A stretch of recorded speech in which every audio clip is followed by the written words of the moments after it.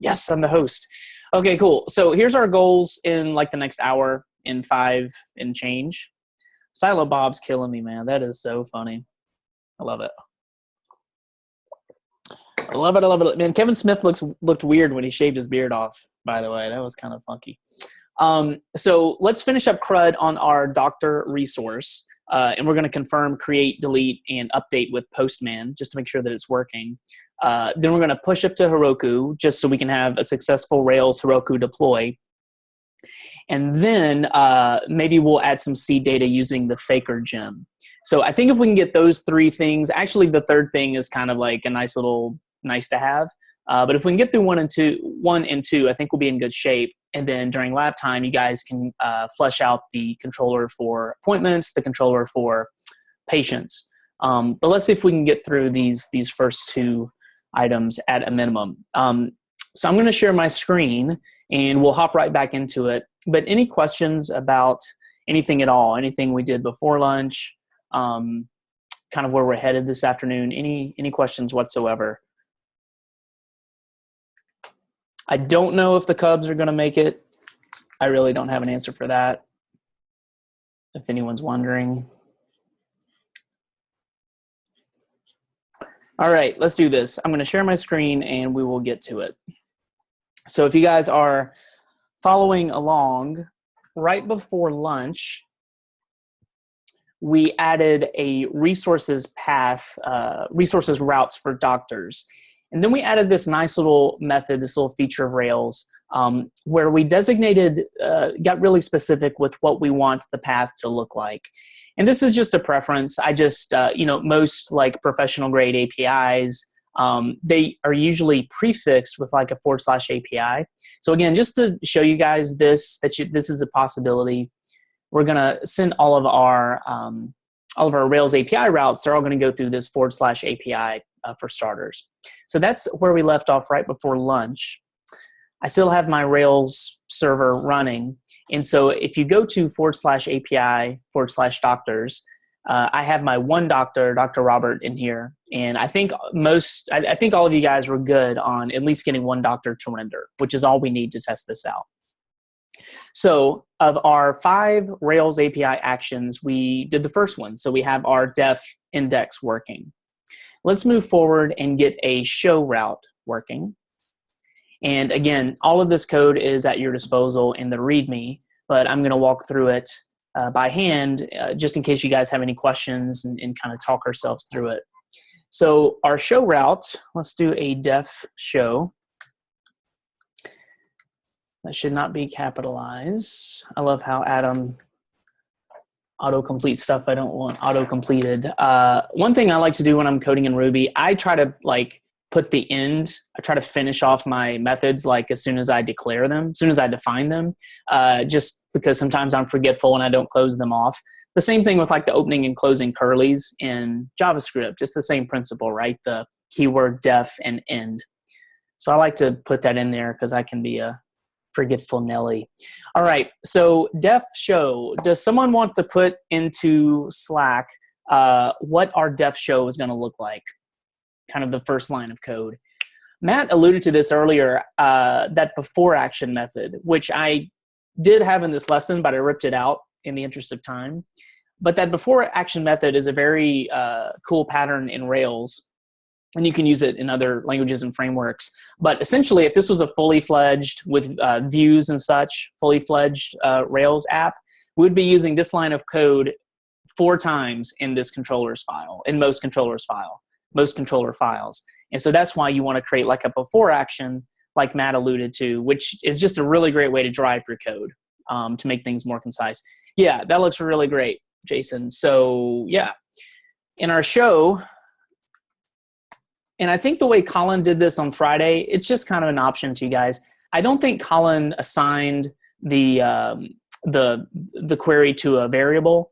When we're working with views and such, it's kind of, you are going to be assigning stuff to a variable, usually an instance variable, because you're going to be sending the information contained in this variable to a view using embedded Ruby, which looks a lot like, it would be equivalent to the handlebars that we used in Unit 2 for our views. So I just out of habit, I just assign stuff to a variable. And yeah, Jason hit the nail on the head there. So it's going to be a doctor.find and then params : ID. And before I hit save, actually, I meant to see this fail just for some error-driven development. So let's say that I wanted to see the doctor with the ID of 1. Refresh that. Oops, let me put in a /1 there. And probably because I already saved my thing.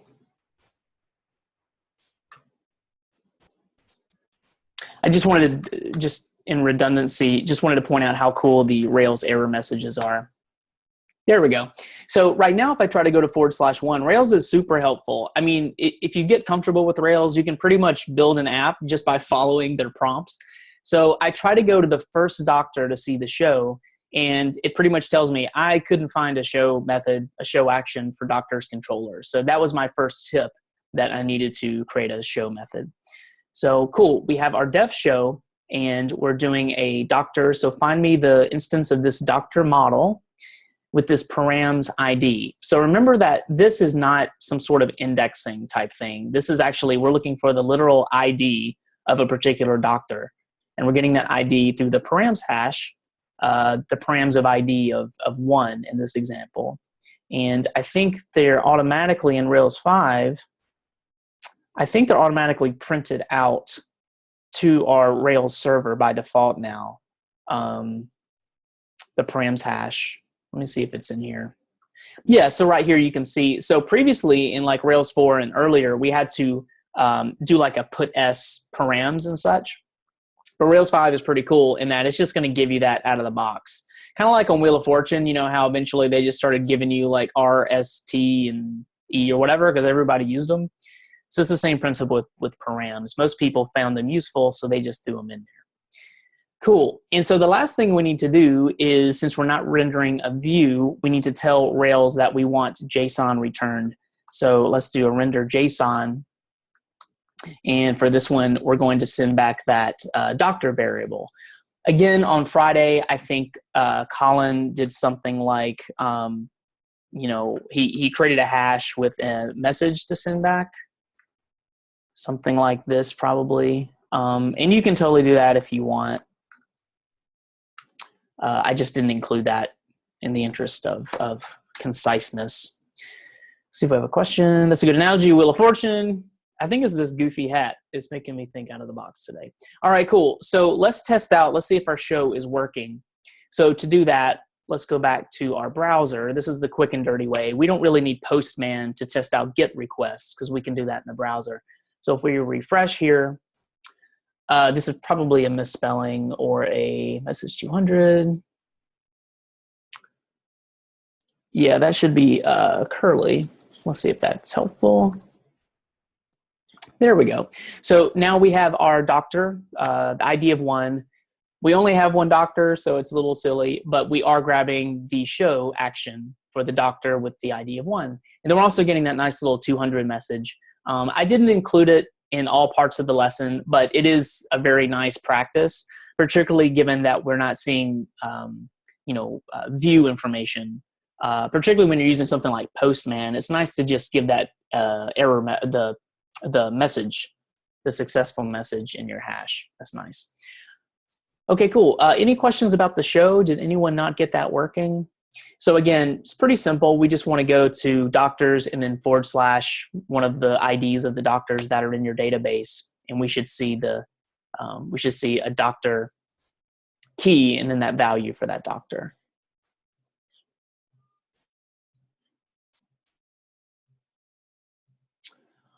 Alrighty.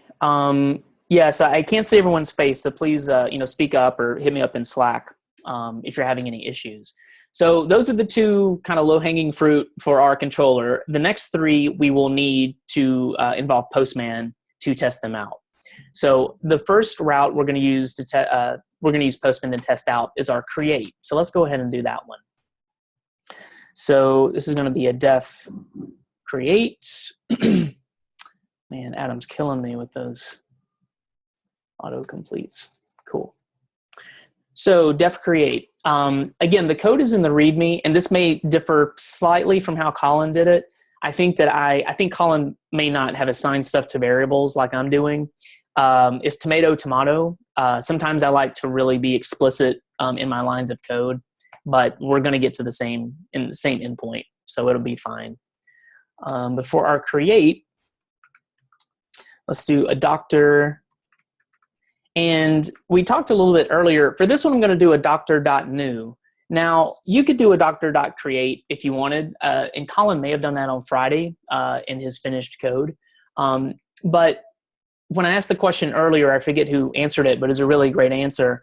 Why would we want, instead of doing .create, why would we want to separate that instantiation of an object and saving it, persisting it to a database? Why would we want to do that in 2 steps? And one reason for that is because if we want to do something kind of in the middle of those 2 actions, and this is an example. So it is a pretty simple example, but there's a conditional in here. So if we're able to save successfully, go ahead and send a particular message.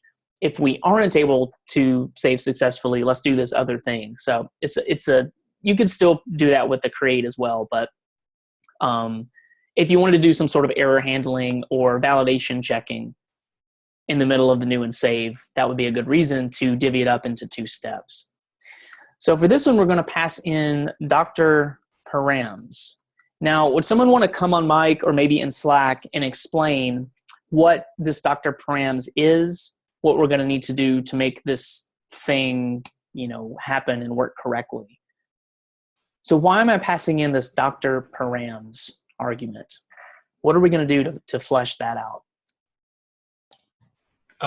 It allows you to be a bit more dry. I don't know if it allows anything else necessarily, but you need to get the parameters, essentially. So you're going to put it underneath a private keyword. Yeah, that's perfect. So in this case, it's partly kind of drawing up our code, and it's partly it's called strong parameters. It's partly a security feature of Rails. Rails is really good about security. As far as frameworks go, they're really on top of their stuff. So let's go ahead and code the private, kind of the private params area of our controller. So like Jason said, we're going to use the private keyword, which just tells Rails that the stuff down here, you can't just access it. Actually, you can't access it unless you access it through some other method. So we're going to create a Dr. params method down here, but the only way we can access it is if we call it in some public method. And so that's kind of a quick and dirty, some of the reason that this pattern is structured this way. But down here, let's do a Dr. params, and I'll go ahead and close that off with my end. So in here, this is another instance of where we would probably use this line of code, I think 3 times. We would do it for create, update. Yeah, well, I guess just twice, technically, if we're actually manipulating the database. So it's partly a dry thing, and it's also partly a security thing called strong parameters. So the way this works, we're going to grab our params hash, which we get in the request object. Then we're going to use this require, and we're going to require doctor. This is really important. With Postman, it's not quite as explicit, but once we start creating forms, particularly if we were going to use Rails forms, Rails has some really, really nice helper methods, particularly for Rails views. Now, we're not using Rails views, so it's kind of a moot point. But Rails has some really nice helpers. With minimum code, you can code up a form for a doctor, for example, and Rails knows that the information coming from this form is for a doctor. So this require method is kind of a security thing, not so much with this Rails API app, but if we were doing more of a fully fledged Rails app, it wouldn't give us access to the database unless we had a doctor object coming from a doctor form. And Rails is actually even really, really good in that it actually puts a crazy authentication hash on each form that's sent to the server.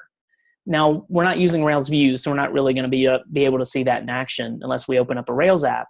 But there's a lot of really good security measures that Rails has under the hood. And so this .require doctor is just part of that process. So we're going to require a doctor object, and the permit is going to be the attributes that we're going to let the database, that we're going to let an outside user have access to the database. Now, certain attributes that maybe we wouldn't want the public to have are, password, maybe the :ID method. So this is kind of whitelisting the attributes that we're giving a user permission to update or create, etc. So just because you have attributes on your model doesn't mean you have to let someone be able to play with them. So in this case, we are just going to pass them all in. So we're going to pass in name, specialty, insurance company. No, doctor just took insurance because it was a Boolean. And then gender. So we'll take that. So notice that I'm not passing in like created at or updated at or :ID, or if I had like password or password confirmation. Obviously you don't want to pass those in here because then potentially some nefarious person would maybe want to do something funky to your app. So cool. Now that we've created our doctor params, that's in kind of our private area here, and I'm going to indent this one more time just for readability. Ruby doesn't really care about white space. You guys have probably already realized that. It's pretty forgiving with white space and punctuation and such. But just for readability, it's kind of a good practice to indent the private keyword and then to indent any kind of private methods under that. It's just a Rails convention for readability. So now that we have Dr. params, we can pass that up in here into our create method. So let's finish fleshing that out. In the lesson, I have a put s Dr. params. We can just skip that. That was just for some debugging stuff. But let's do if doctor.save. So if we don't have any kind of Rails errors, then let's go ahead and render JSON for our doctor. So we'll see the new doctor we created. And then we'll send the status created. So this is another Rails helper. This : created, I think check my math, but I think the HTTP status code for created, I think it's a 204. So we could put 204 in here manually, or, again, this is some Rails magic. It's automatically going to send the correct HTTP method in the response object. What else do we have here? And then location doctor. I don't know why I put that in there. Why did I put location doctor in there? Oh, yeah, I was just going to demonstrate that this is just a hash that gets attached to the response object. So you could put anything you wanted to in here. Any other information you could just add, and this just turns into a hash that Rails is going to send. But we can just deal with the status and the actual doctor. And then else. So if we were dealing with views, what might we put in the else, down here in the else block for our create method? What might be the default? If we're trying to create something and it doesn't process successfully, maybe we didn't pass a validation, or maybe we didn't complete the form. What would we generally render here in our create method? Errors.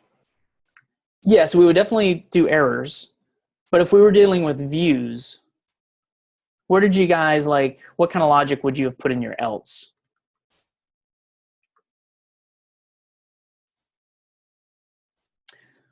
You could redirect them back to the previous page. Yeah, that's absolutely what I was kind of thinking. So you would actually probably re-render the form. So remember that as far as views are concerned, you have a new view generally that has a form for a new instance of something. And then when you submit that form, it sends a post request, which is going to hit a create method. So generally, I'm assuming that you guys probably, if you're trying to create something with a form, you probably just wanted to reload that form. And that's probably what would go into your else block here. And then let's do this unprocessable entry. So we could have put, like a 500 or some sort of specific error, but this just gives us a little bit more flexibility. So maybe if we're using some sort of third party, error handler, or maybe there's a couple of errors and we don't want to hard code just one message Rails can handle all this with this unprocessable entry method. So it's just a nice little feature of Rails. All right, cool. So this looks pretty good. Again, all of this code is in the README if you want to grab it. I can Slack this out just so you have it. And while I'm doing this, go ahead and open up Postman, because we're going to have to use the Postman app or something similar to test out that this route works. So remember, in the browser, we can pretty much only do GET requests. And then let me put kind of the private. README says entity. Oh, I'm sorry. Thank you. Jesus. Yeah, that should be entity. Thank you. And then here is kind of the strong parameters that we'll put into this controller there. Cool. Yeah, thanks for keeping me honest there. All right, so let me open up Postman. Let me have it open here. So hopefully we went through this, I think, on Friday, and then probably over the weekend with the homework. And we're just going to get a little bit more practice with our Postman. So if you want to pull this up, the first thing let's do, just let me test out that this is wired up correctly. I want to test out my localhost route and just get all of the doctors. So let's go to localhost 3000 /API/doctors. And I'm going to do a GET request. And this is just like a quick check to make sure that this is working correctly. And so I do get my one doctor. I only have one right now. I'll make this a little bit larger for you guys. So yeah, it looks like the GET is working correctly. And then just to confirm that my show is working, I'm going to go API/doctors/1 with a GET HTTP verb and hit send. And I pretty much get the same thing, right? Except instead of an array of doctors, of all my doctors, I'm just getting one. And then remember that we configured that render JSON with the hash, and we had a message key and a value of 200. So that's where that's coming from right there, that extra data. Cool. Let us grip it and rip it. Let's see if we can create a new doctor. So to do this in Postman, go ahead and change your drop down here. We're going to be doing a post request because we're trying to send new doctor data. We're kind of mimicking if we had submitted a form or something. We're mocking that up.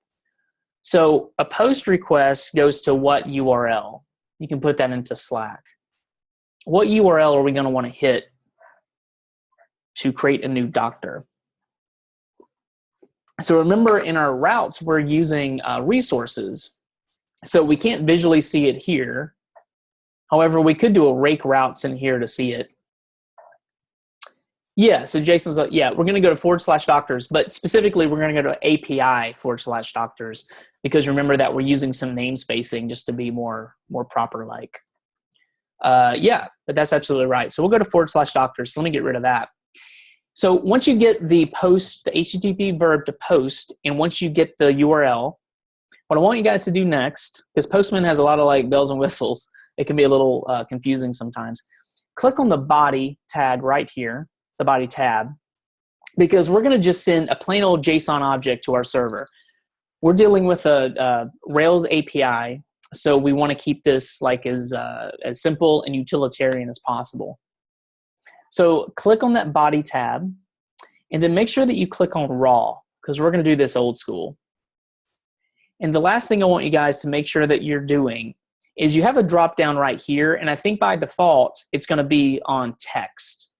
We don't want to send this as text because then it's going to be sent as crazy strings with like \ns and stuff. We want to make sure that this is JSON. So we want to send back a nice JSON hash for our new doctor information.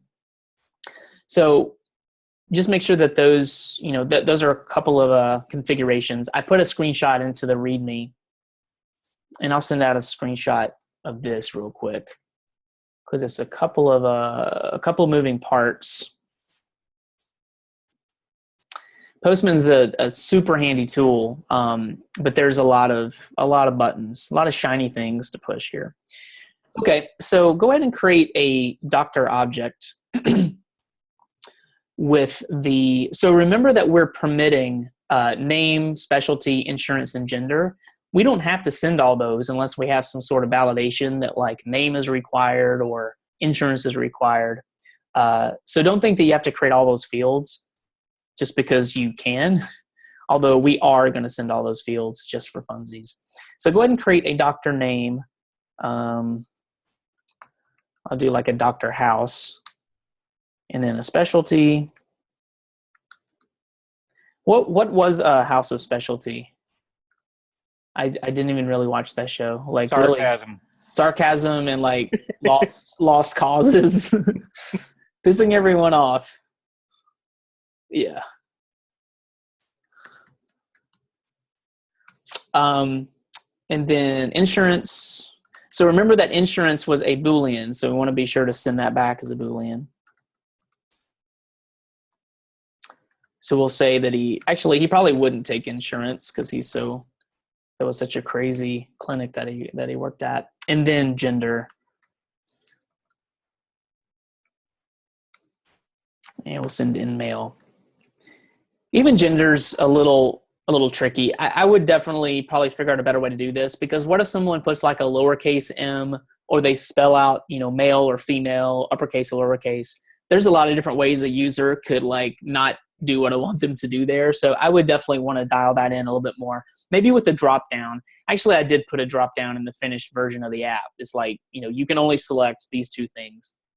So it just helps your data for sure. House was a pathologist. Good to know. Okay, cool. So this looks pretty good. Let's try to send it away. Again, we're keeping this really simple. The way that the Rails API is set up, we don't even have to like tell Rails that we're sending a doctor with keys and values. It's going to know what to do with this stuff. So let's send it away. And it looks like down here, so yeah, this looks good. I don't know if you guys can see this, but the JSON response that we got back was a copy of that object. And I know that it was persisted because I have an ID of 2, the next doctor, and I also have a created ad and updated ad.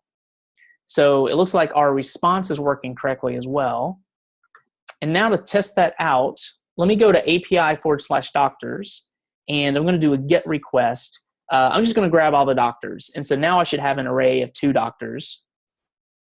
And there we go.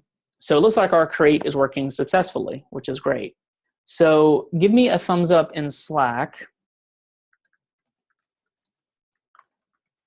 if you can create a new doctor.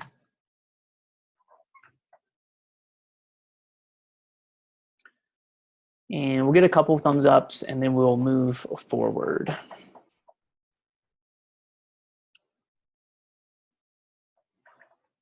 So we'll finish up. We'll do update, delete, and then we may even just go ahead and push to Heroku, because the C's file is not mission critical for Heroku. We'll see how we're doing on time, though. Cool. Okay, we have 11 thumbs ups. So if anyone's having any issues, just ping me or come on mic, or ping Christine. Says 12. Okay, I'm just gonna move forward then. 13. Sweet. Okay, this is good. So you're getting a param is missing. You're getting that in your Rails server, or in your Rachel, or in your in Postman? The terminal. In the terminal. Okay. So a couple things. Check out the validations that you have for your doctor model. Make sure that you don't have any kind of like validation on a particular field, and you're not including that field in your object. Make sure that you're spelling your attributes, your fields correctly, because if they're misspelled, then it's not going to know what to do with it. And then finally, take a look in your doctor's controller and take a look at the doctor params and make sure that all these are there and that are spelled correctly. Okay. Take a quick peek at that, and then ping me if that doesn't help you out, and we'll share your screen. And Postman, did you have commas after everything? Yeah, so we're creating a plain old JavaScript object, so make sure, and Postman actually keeps your last request, which is cool. If you guys can see that. Okay. I'll select this out.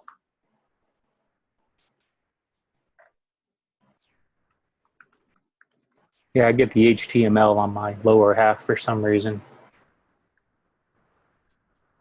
I'm just missing a step somewhere. Okay. Yeah, so that's what I sent through. Sorry, Brad, so you weren't able, are you getting an error or just maybe a misspelling or something? I'm not sure exactly. Just on the lower half where I should be seeing my doctor. Oh, down here at the bottom? Yeah, I get the HTML. Okay, so in that case, go and check your create method in your doctor's controller. The reason that we're seeing that nice JSON is because we added this render JSON if the doctor is successfully saved. Now you maybe is your HTML, is it giving you some sort of like error, like a 500 error or something? Is it like a HTML of an error page? Does it look that way? Yeah, it just looks like an HTML page, and then it like has CSS. Yeah, so that go ahead and share your screen real quick. This may be a good for everyone to see. So I bet what it's doing is it's sending you an error message as HTML.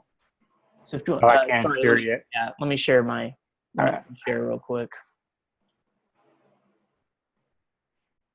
Yeah, let's take just a few seconds, then we'll move forward. So go ahead and share your screen.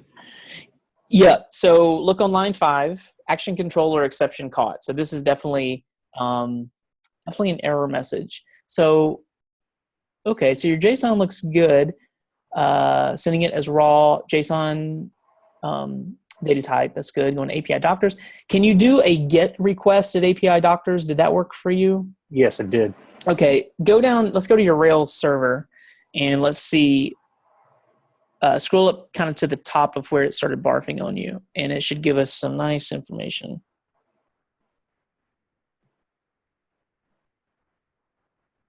It's a pretty big stack. So, okay, action create cannot be found for doctor's controller. So let's go to your doctor's controller file in your Rails app. Okay, so you've got okay, so save your file. Okay, and go back to Postman and try that again. Okay, there you go. We got to save our files, folks. Let's make sure we do. That's something stupid. Thanks. Cool. All right, Rachel, did you get your stuff working? No, I'm not sure what it is. Okay. Do you want to take a quick peek? Sure. Okay.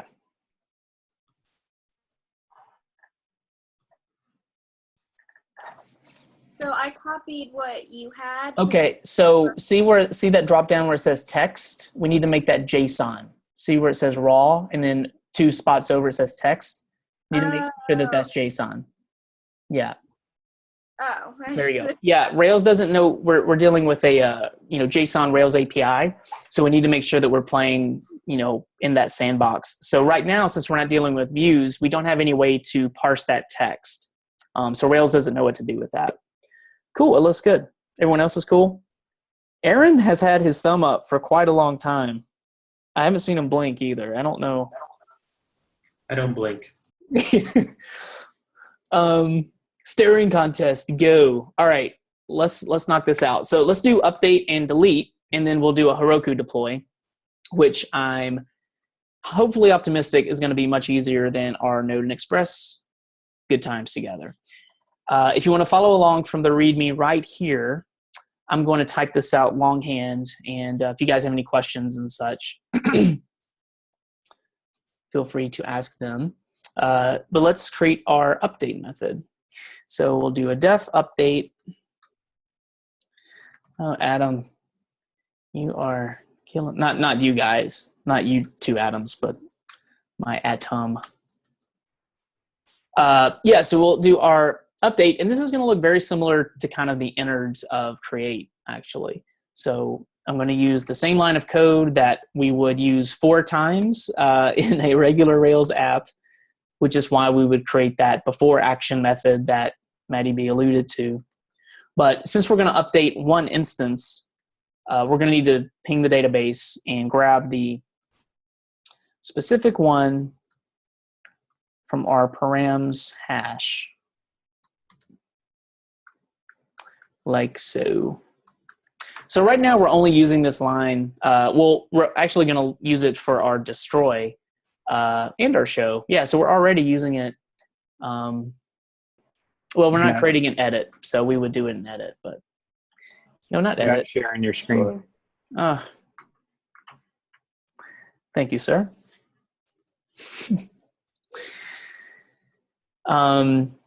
Yeah, so here we are on update. I just made another doctor equals doctor.find params ID.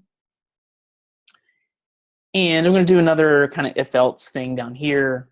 It's really kind of optional. I mean, we could quick and dirty not do it, but let's do a doctor.update, and we'll do doctor params.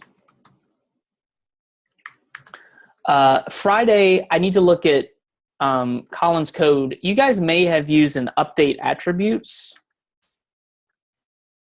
I'd have to look at his code. Does that look familiar? Did you guys use an update attributes on Friday? Does anyone know off the top of their head? It's cool if you don't remember. Just there's an update attributes method, which let's say that you just want to update like one attribute on your object. Update attributes would let you like kind of update stuff piecemeal on your object, whereas using the .update method, it's going to update the entire thing. It's just a really small. You could pretty much use either one, but I don't know if you guys used that update attributes method last week. Cool. So if this updates correctly, we're going to render JSON again, and let's send the doctor that we updated. And again, if an update didn't work and we were dealing with views, we'd probably want to re-render that form, that edit form, with the doctor information. But this is actually going to be the same else that we used in create. So if you guys want to copy that for funsies and pop it down there. Another pattern. So this is pretty much the same as create for the most part, except instead of creating a new doctor with the params, we're finding a doctor and then updating the params. So let me put this into Slack, and then we'll go to Postman and just confirm that this works.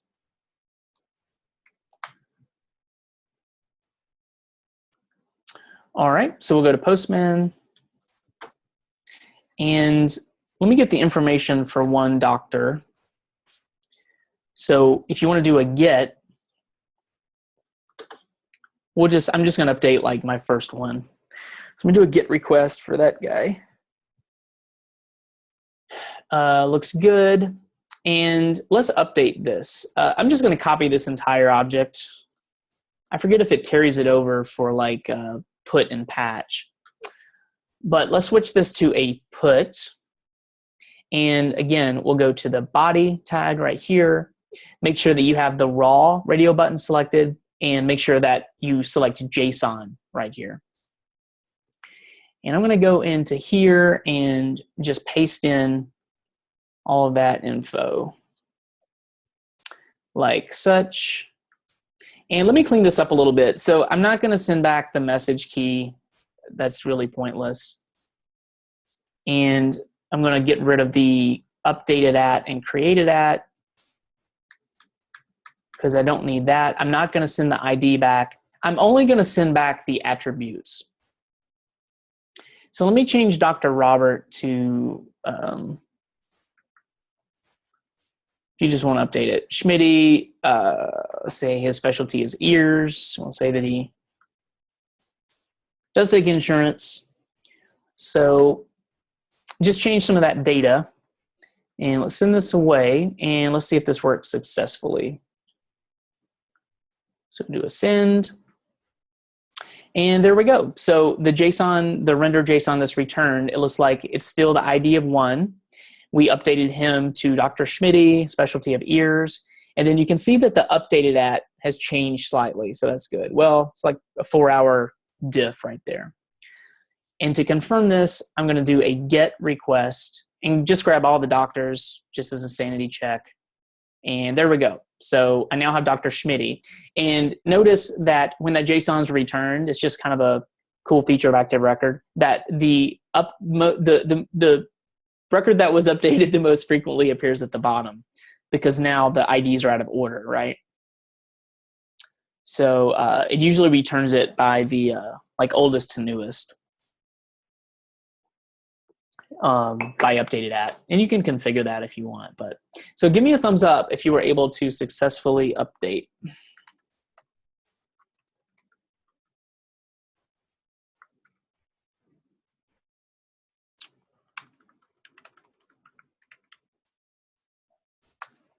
Yeah, we just want to get we'll get full CRUD working on one resource, and then we'll push to Heroku, and then we'll just test this out really quickly again in Postman, where we're going to test out our Heroku endpoints to make sure that it's working correctly.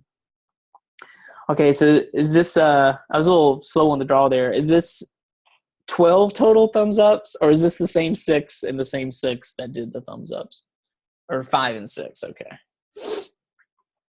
So let me know if you're having any issues. We'll get you fixed up.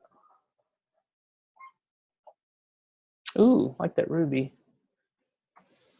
Very nice. And actually, if your update's working, go ahead and try to add the destroy method to your doctor's controller, because that'll be the last one. That's a pretty easy one. So go ahead and add that and test it out with Postman, and we'll be in good shape. So we have, it's like 11 thumbs ups.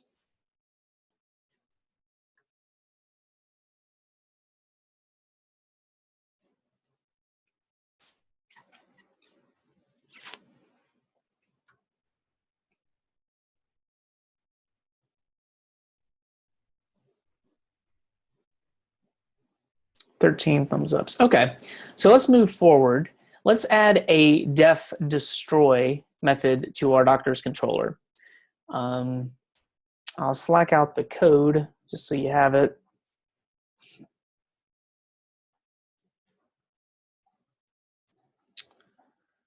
Like so. And I'm going to push up like the entire finished app later on, so you'll have access to it. So let's do a def destroy here. Oops.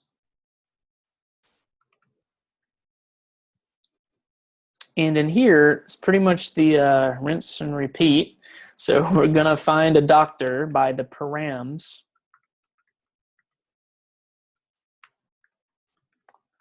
Like so. And then once we do so, let's destroy that doctor. So the active record method to actually delete something or remove something is destroy. So we're pairing that with a delete HTTP verb, but the Rails action is considered destroy. In Friday, Colin, I think he did something like this. He did it all like in one line, which is fine. He did doctor.find. I think he did destroy like that. You could chain that together if you wanted. It's no biggie. Destory. He didn't write destory, though. And then once that doctor is successfully destroyed, let's just be polite, and we're going to send back a message with the status 204. Totally optional. You don't have to do that, although it is probably a polite thing to do. So let's save that, and we're going to test it out with Postman. So let me grab, I'll delete Dr. Schmitty. So if I go to the API doctors/1, just to grab his info, and then let's change the verb to a delete and click send. And we should get that 204 message, which, again, check my math. Check your LOL status, HTTP status cats. But 204 should be that it was successfully removed from the database or successfully deleted. And just to confirm, if I do a get and get all the doctors, I only have one. I only have Dr. House. So that is full API CRUD, 5 actions for Rails API on Doctor. So give me a thumbs up if you got delete working. And we just want to make sure that this is working because, as you guys are pretty savvy, if it isn't working locally, it's definitely not going to work on Heroku. So we just want to make sure that this is working okay locally in development. So give me a thumbs up if your delete is working. If anyone's having any issues, let me know. And we'll move forward with Heroku deployment.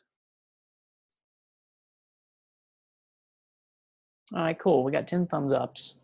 So yeah, in the interest of time, if you guys want to add the Faker gem later for lab time or something, I think you guys have used that Friday and over the weekend. And all the code is here in the README. But let's just skip over that for now, and let's just get to Heroku. And once we deploy to Heroku, we'll add some. We'll go into the Heroku Rails console and add some data manually. So let me scroll down here in the README, and let's get to the Heroku section.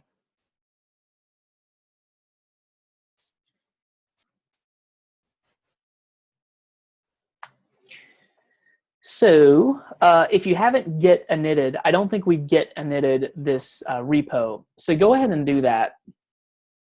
So you can stop your Rails server, or if you want to open up in another browser tab, that's fine too. If you want to do a Command T to open up into a new tab, you can go ahead and do a git init. And again, just to remind you guys, make sure that you created this repo outside of the WDI2 class repo, WDIR2, because you can't have like multiple, children, parents under version control, particularly if you're going to try to push to Heroku. So just drag it to your desktop or something if you didn't do so. And then do a quick add. I'll do a git commit, first commit. Pretty descriptive there. And it should pretty much add all of our junk because we haven't done it yet. Cool. Now, quick question. You can put this into Slack or answer on mic. Do we need to push to GitHub in order to deploy to Heroku? Jason says we do need to push to GitHub to deploy to Heroku, he thinks. Yeah. So Rachel, why do we not need to deploy to Heroku? Excuse me. Why do we not need to deploy to GitHub to deploy to Heroku? Yeah, GitHub and Heroku are totally separate. Adam's got it. Yeah. Yeah. Again, just a little reminder there. Of course, you probably want to push your stuff to GitHub, but it's not necessary to go to Heroku.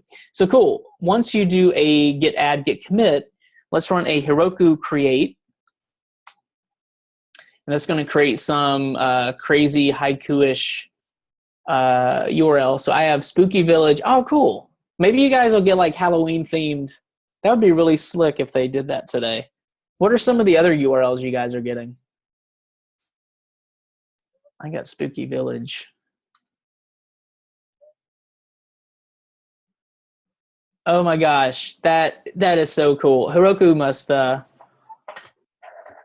That's very cool. Heroku just gained some bonus points in my book. Very clever. All right, so we get added, get committed. We're in a good spot as far as our working tree. We created a new Heroku instance. So now let's try a git push Heroku master. And knock on wood, we shouldn't have. Hopefully, we're not going to have many issues. One of the biggest issues when deploying a Rails app is because you didn't include the Postgres gem. So remember, like this morning at the beginning of our journey together, we went ahead and told Rails that we wanted to use Postgres instead of SQLite 3 out of the box. And a lot of times, if you forget to kind of convert that over, you'll get an error. Can't deploy to Heroku. SQLite 3 is not supported or something. Rainbows and butterflies. That's not very scary. Jeez.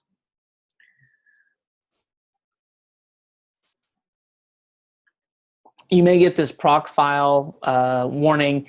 Again, just because these are warnings, it doesn't mean that it's going to like break your stuff. The proc file, sometimes it's a good idea. If we're having issues, we can certainly create one. Remember a proc file. Remember, is a proc file capitalized, by the way? Yes, proc file is capitalized. Thank you. Sometimes it's good to put it in there if we're deploying like to some others. Heroku is pretty clever and knows what to do with Rails apps. But if we're deploying to some other service, or if you're deploying like to your own server, you probably want to create a proc file. But remember, a proc file is just like one line of code with a few words. Cool. So if we deployed successfully, if you go to your link, you should get an error message. So let me see. If you do a Heroku open, that should open up your app in a new window. But you should get an error. So we're getting this error because even though we don't have any data, so remember that our production database in Heroku is totally separate from our local database. So none of our data is going to transfer up to Heroku. So our app won't even run, even if our database is empty. It won't even run unless we do the migrations and create our database. It's the same thing with Rails when we run it locally. We have to create and migrate kind of that first step in order for this to run. So when we deploy to Heroku, it should already create the database. So we only need to migrate. So if you run a Heroku run Rails, so run is just one of the Heroku kind of arguments. So Heroku run Rails db migrate. And so it's going to connect to our Postgres instance up in Heroku. You should see the migrations. So yeah, so pretty much just migrated our schema that we had locally because we had the migrations. We pushed the migrations. We just created our schema up in Heroku.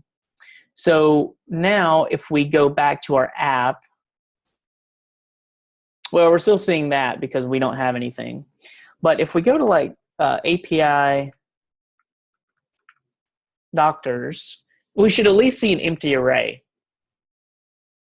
which is a good thing because we don't have any doctors. However, we're at least pinging the database to try to get some doctors, and we don't have any in our table. So an empty array is good. So to test this out, let me put this into Slack. So give me a thumbs up if you deploy and go to, so if you can go to the URL of your app /API/doctors,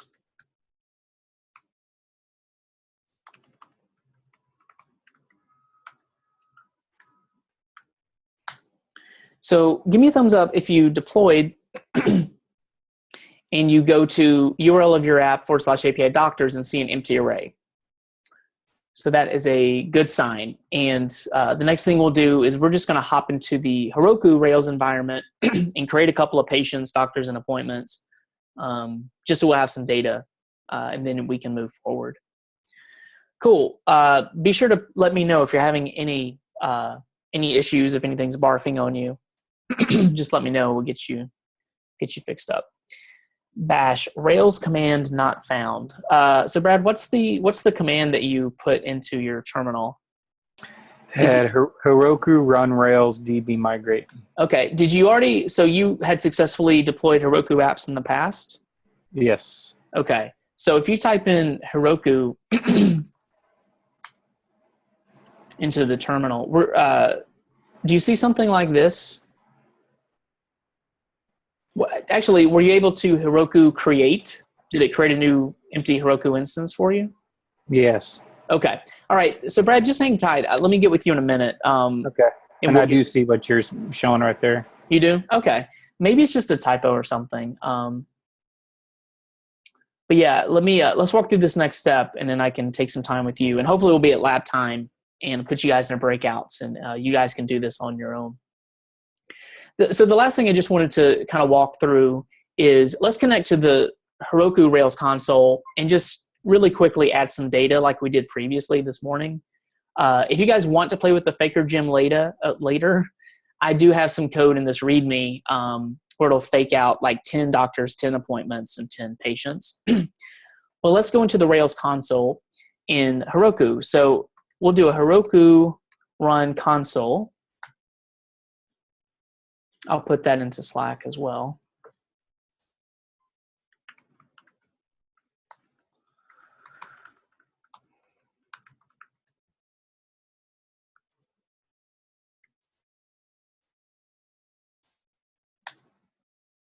Cool. And so I just wanted to show you guys this. I don't know if Colin touched on this on Friday, but this is essentially the same thing as if we were running our Rails console locally. So if you wanted to test this out by doing a patient.new, you should see an empty patient object that you just instantiated. So just want to test that out. Let me Slack out some code. This is pretty much what we did this morning. And we'll just paste it in. By the way, if you refresh the README, I did go back over at lunch and cleaned up some of the variable names, and you'll see that here. So instead of like P, I put patient. Instead of D, I put doctor and such, just to make it a little clearer. So you can pretty much just grab that garbage and dump it in here, and it should work correctly. This is the same content we used this morning, just to get some dummy data going. So cool. So that should give us 4 appointments. That's not right. Well, let's check it out. So once you run that, let's go back to Heroku and refresh. And so now if I go to /doctors, we created 2 doctors. And if I go to patients, I don't have my because we didn't create the routes and the controllers for the patients. Yeah, so right now we only have doctors. So you guys will create /patients, API /patients, and API /appointments in lab time. But right now we should have some doctors, which is good. And we do have appointments and patients in our database. But since we haven't created a controller and routes to access that data, the only way we can get to it is here in the Rails console. So if you guys do a patient.all, you should have 2 patients. And then if you do an appointment, appointment.all, you should have, let me do a count. You should have 4.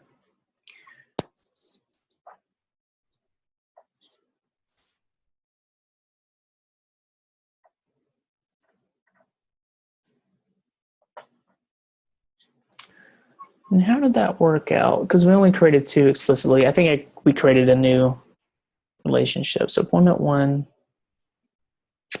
appointment 2, location nil.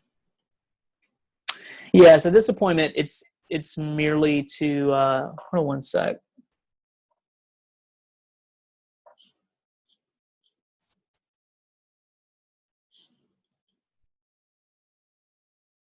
Yeah, that's right. So like I said, we actually have 4 appointments. We have 2 that we created explicitly with appointment.create. And then we have 2 appointments that merely exist because it's tracking the relationship between this new patient that we created for a doctor. So that's another appointment. And you can see that right here. If you do appointment, let's look at the second one. So notice that the second one, so the appointment has an ID of 2. It has a doctor ID. It has a patient ID. But notice that it doesn't have a location, a day, or a reason. And that's because this appointment was created because this is the device that is tracking when we create a new patient directly on doctor right here. I don't know if you guys can see that. So that's why we have 4 appointments. Because 2 of these appointments don't have any data except they're just tracking the foreign keys for doctor and patients. That's pretty cool. we talked a little bit about like join tables on Thursday, and a join table would be, well, this is a type of join table, I guess, technically, but remember a join table would only contain the columns for like the foreign keys and how they're related. So here, appointment is an entirely separate model that we can attach more business logic to, like location and day and reason, all this different stuff, hours of operation, whatever. But we have two appointments that are only existing to track that relationship, which is pretty cool. So now if we wanted to go back, we could grab this appointment and we could add more information to it if we wanted. But give me a thumbs up if you were able to go here and see two doctors.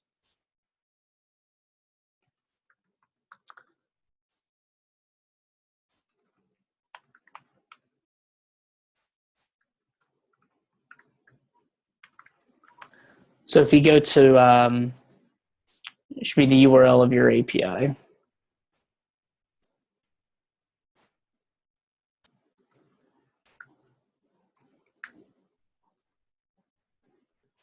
Clean that up.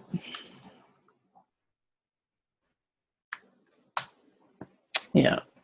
So if you can see two doctors, actually, if you could see that empty array, that's good as well. So you have a successfully deployed Rails API backend to Heroku, which is pretty sweet.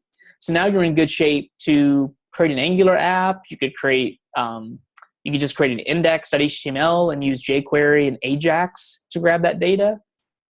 You could add some Rails views or something. So the Rails server, the API structure is pretty awesome, and you could put whatever front ends you wanted. Maybe you want to create a mobile app with Ionic or something, or React, and you're still going to hit this this same singular database, which is pretty sweet. So let me know. I'm going to stop my screen share now, but let me know if you're having any issues other than Brad. I'll get with Brad here shortly. Actually, I'm good now. Oh, you're good? What was the issue?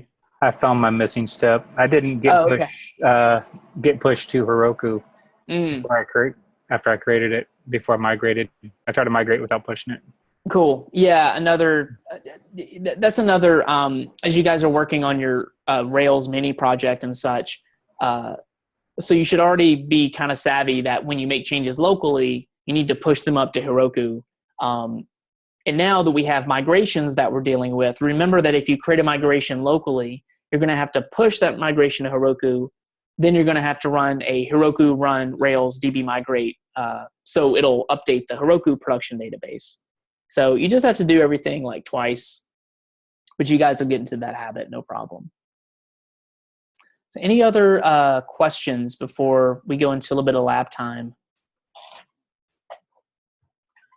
So for lab, I'm just going to let you guys, I'll be around to help, but if you want to create a patient controller, the patient controller is going to be very, very similar to the doctor's controller. And then if you want to create an appointments controller.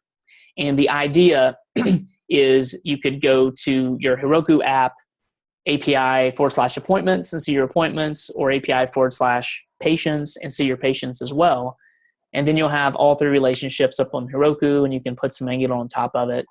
Again, the Angular app that I showed you guys this morning, if you look at the top of the README, I put all of the finished code for the Rails backend. I already pushed that up, and the Angular front end. So you have access to all that code for reference if you need it.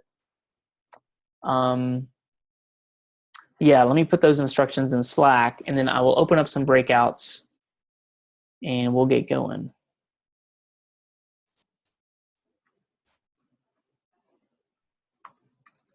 So what did you guys think of this Heroku deployment with Rails versus Express?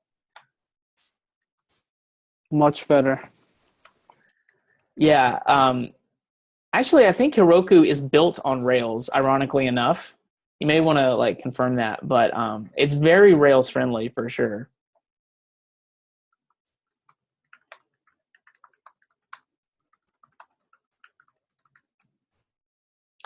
So for lab time,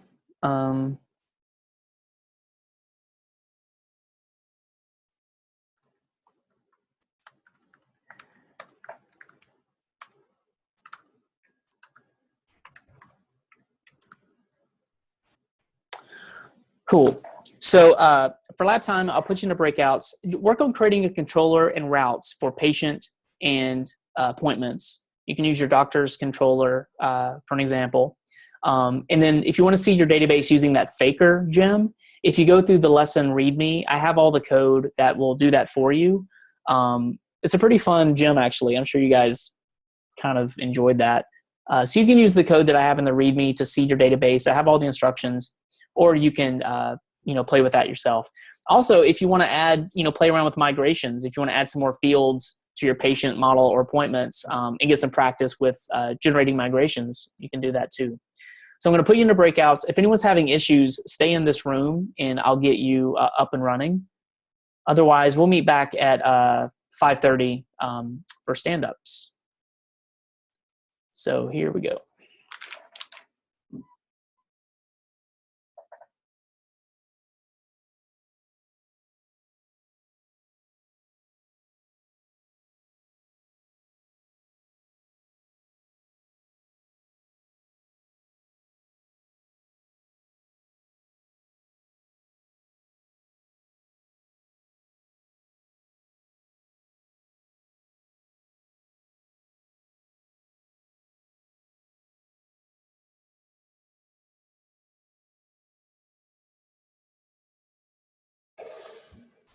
Sean, did my thing make sense? Test out the /doctors on your Heroku app instead of API/doctors. We just changed the path earlier to API/doctors. Stop my